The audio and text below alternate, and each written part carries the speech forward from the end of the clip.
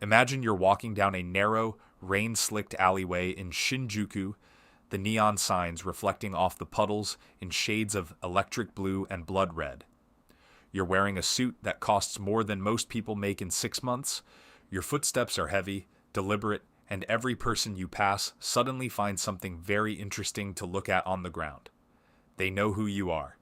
They know that when you show up, the time for excuses is over. You're the Yakuza's most feared debt collector, the guy who doesn't need to raise his voice because the silence you bring with you is loud enough. But here's the twist, and it's a big one. What if that person you're tracking down, the one who owes a massive debt that's been compounding for years, isn't some gambler in a back room? What if that person is actually you? And what if the debt isn't money owed to a crime syndicate, but the time and potential you've borrowed from your future self? I'm Thomas, or Tom, sometimes Tommy when I'm feeling a bit more casual, and today we're going to look at your financial life through the lens of that 2D animated high-stakes POV. We're going to talk about how to stop being the person running from the collector and start being the person who owns the city.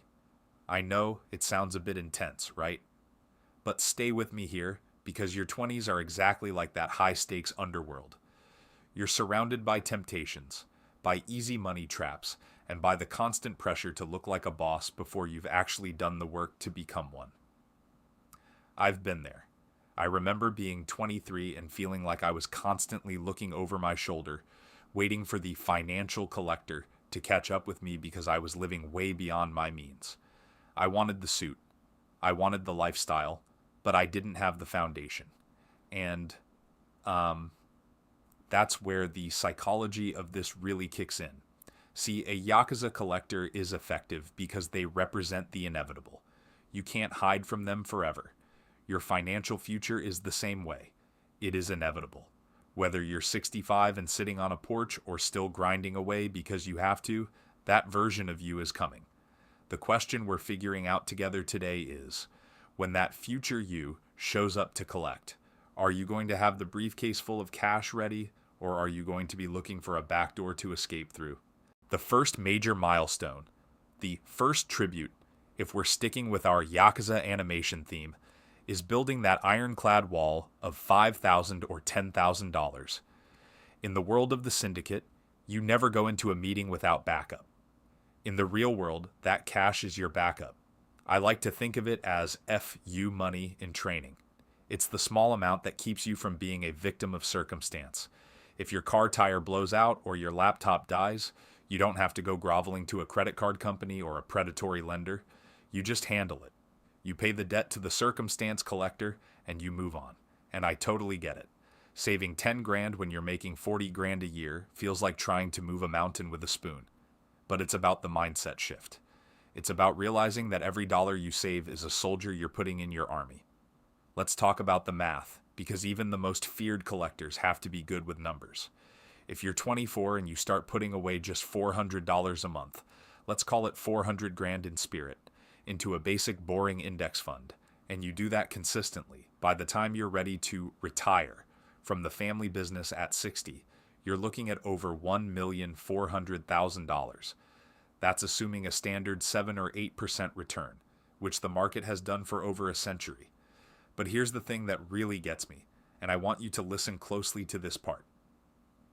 If you wait until you're 34 to start that exact same habit, you end up with less than $600,000. You lost 800 grand just by waiting 10 years.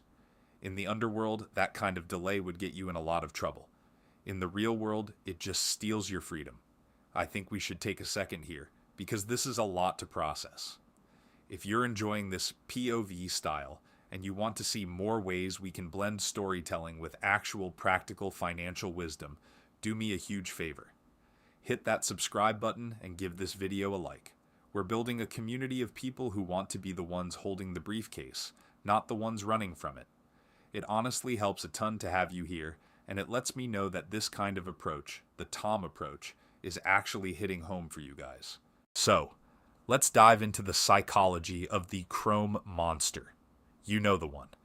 In our 2D animation, maybe it's a sleek, black luxury sedan that the boss drives. In your neighborhood, It's the $80,000 truck, or the brand new electric car with the door handles that pop out. We are wired to want the status symbols of the boss before we have the bank account of the boss. There was this fascinating study, I think it was out of Harvard, or maybe it was a behavioral econ group, that talked about conspicuous consumption as a survival mechanism. We want to show the tribe that we are successful so they'll respect us. But when you're in your 20s, that impulse is like a leak in your gas tank. You're trying to drive to freedom, but you're pouring all your fuel out just to look cool at the stoplight. I remember when I was Tommy, just starting out, I bought this watch. It was $2,000, $2,000, and at the time, that was basically my entire savings. I thought it made me look like I knew what I was doing. But every time I looked at it to check the time, all I saw was the $2,000 that wasn't in my investment account. I was wearing my opportunity cost on my wrist. If I had invested that $2,000 at 22, it would be worth nearly $30,000 by the time I retired. I paid $30,000 for a watch that tells the same time as my phone. That's the kind of debt I'm talking about. We have to be honest about our challenges and our past decisions, but we also have to focus on the possibilities moving forward. One of the most powerful metaphors I use for progress is the boulder uphill. When you start investing in your 20s, you are at the very bottom of the mountain. The boulder is huge, and you're tiny. Every inch you move, it feels like a monumental struggle. You're putting in hundreds of dollars, and the needle barely moves. It feels pointless. But here's the secret. The hill eventually levels out, and then it starts to slope down. Once you hit that $100,000 milestone, the first 6 figures, the boulder starts moving on its own. The interest on $100,000 at 8% is $8,000 a year. That's nearly $700 a month that you didn't have to work for. Your money is now a debt collector for you. It's going out into the world and bringing back more money. That is the moment the game changes. Now, let's talk about the career aspect of being a feared collector. In the movies, these guys are indispensable because they have a specific skill set and they're incredibly disciplined. You need to treat your career the same way. Your 20s are for skilling up. Every certification, every late night spent mastering a craft, every uncomfortable networking event, that's you increasing your collection power. If you can jump your income from $50,000 to $90,000 in 3 years, you've just doubled the amount of fuel you can put into your investment engine. That is the ultimate career milestone. We call it walking away money.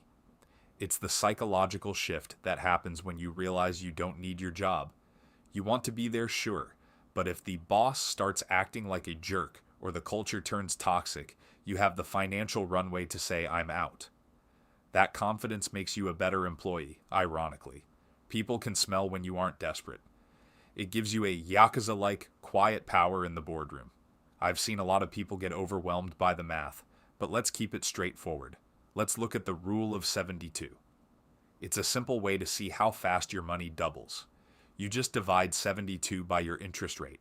So if you're getting 8% in the market, your money doubles every 9 years. If you start with $10,000 at 20, it's $20,000 at 29, $40,000 at 38, $80,000 at 47, and $160,000 at 56. But if you can find a way to add to that every month, the numbers become astronomical. We're talking about Thomas-level wealth here, guys. It's not about being a genius. It's about being a machine. I totally get it if you're thinking, Tom, this sounds great for someone who doesn't have student loans or high rent. And look, I'm not judging anyone's journey. Everyone's debt is different, but the principles remain the same. Even if you're only collecting $10 a week from your paycheck to put into an account, you are establishing the identity of a collector. You are telling your brain, I am the one in charge here. Behavioral patterns are hard to break, but once you start seeing the progress, it becomes addictive. You start to enjoy the clink of the money hitting the account more than the swipe of the card at the mall. Let's dive into a spending philosophy deep dive. Imagine we're looking at a 2D animation of a major purchase. Let's say a high-end apartment with a view. It looks amazing, right? The lights of the city, the floor-to-ceiling windows. But let's do the math. If that apartment costs you an extra $1,000 a month compared to a modest place, and you stay there for 5 years, that's 60 grand in rent. If you had invested that 60 grand instead, over 30 years, it could be worth nearly $500,000. That view cost you 500 grand. Now, is the view worth it? Maybe for a year. But for 5?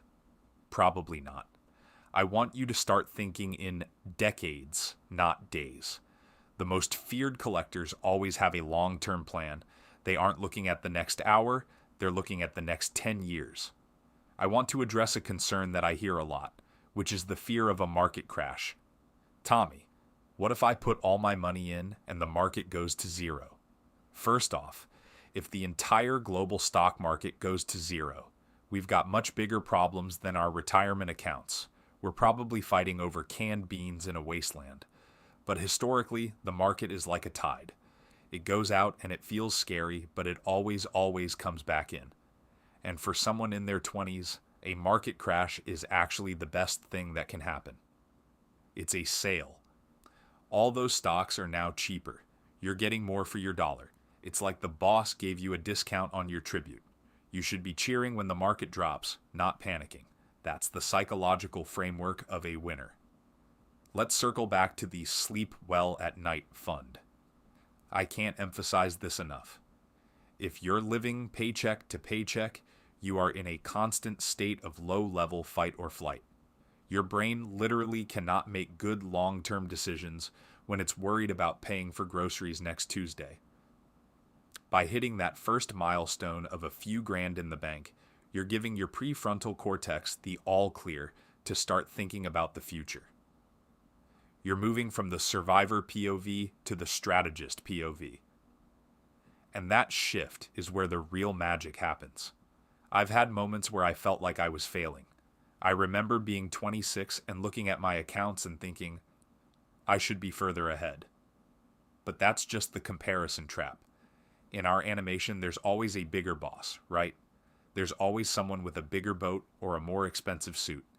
But your only competition is the you from yesterday. If you are 1% better this month than you were last month, you are winning.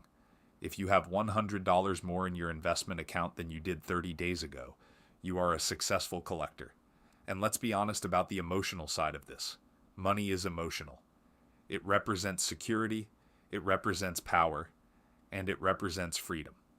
When we make bad decisions, it's usually because we're trying to fill an emotional hole with a material object. But a new car will never make you feel as secure as a maxed out Roth IRA. A designer bag will never give you the same confidence as knowing you could quit your job tomorrow and be fine for a year. We have to learn to connect our daily choices to that long-term transformation. We have to see the boulder moving, even when it's only moving an inch at a time. I love the metaphor of the virtuous cycle. Once you start hitting these milestones, your life starts to transform in ways that have nothing to do with money.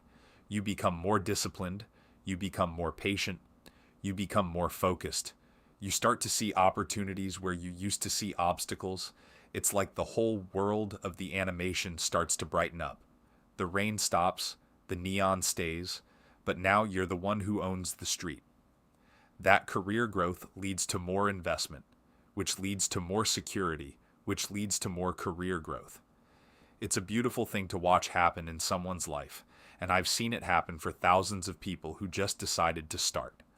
I want to take a second to talk about the growth opportunity section of your life. Every time you face a financial challenge, a big bill, a job loss, a global crisis, it's an opportunity to test your system. If your system holds, you gain confidence. If it breaks, you learn where the weak points are so you can fix them. Don't be afraid of the challenges. Reframe them as solvable problems. Be confident, but stay humble. The most feared collectors are the ones who never stop learning. They know that the moment they think they know everything is the moment they become vulnerable. Think about your spending philosophy as your code of conduct. What do you stand for? What are your non-negotiables? For me, I'm happy to spend money on travel and education. I'll fly across the world to learn something new or see a new culture. But I'll drive a 10-year-old car and eat at home 5 nights a week to make that happen. I'm not cheap, I'm selective. I want you to find your selective areas. Where can you cut deeply so you can invest heavily? It might be your housing. It might be your car. It might be your going out budget. Find the leaks and plug them with the focus of a professional. As we get closer to the end of our journey today, I want to remind you that this is a marathon, not a sprint. You're going to have months where you don't save anything. You're going to have years where the market doesn't go up. That's okay. The goal is consistency, not perfection. If you can just stay in the game, you will win. The future you is waiting at the end of this alleyway, and they're not looking to break your legs. They're looking to give you a hug and thank you for being so disciplined when you were young. They're looking at the life you built for them, and they're incredibly grateful that you chose freedom over fashion. We've covered the math, we've covered the psychology, and we've covered the Yakuza collector mindset. We've talked about the first tribute of an emergency fund, the free money of the employer match, and the snowball of compounding interest.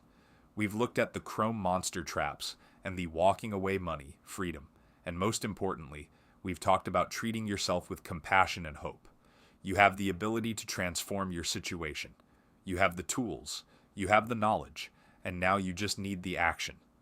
Before we wrap this up, drop a comment and tell me, if you had that walking away money right now, let's say enough to live for 2 years without working, what's the first thing you would change about your life? I'm genuinely curious to see what drives you guys. Is it a different career? Is it more time with family? Is it traveling? Let me know in the comments below. And let's keep this conversation going. I really believe in you. I wouldn't be sitting here talking into a camera for 3,000 words if I didn't think this stuff could change your life the way it changed mine. You have the power to be the most feared collector of your own potential. You can track down every lost dollar and put it to work. You can build a fortress of security that no boss can ever threaten. It starts with one choice, one habit, and one step forward.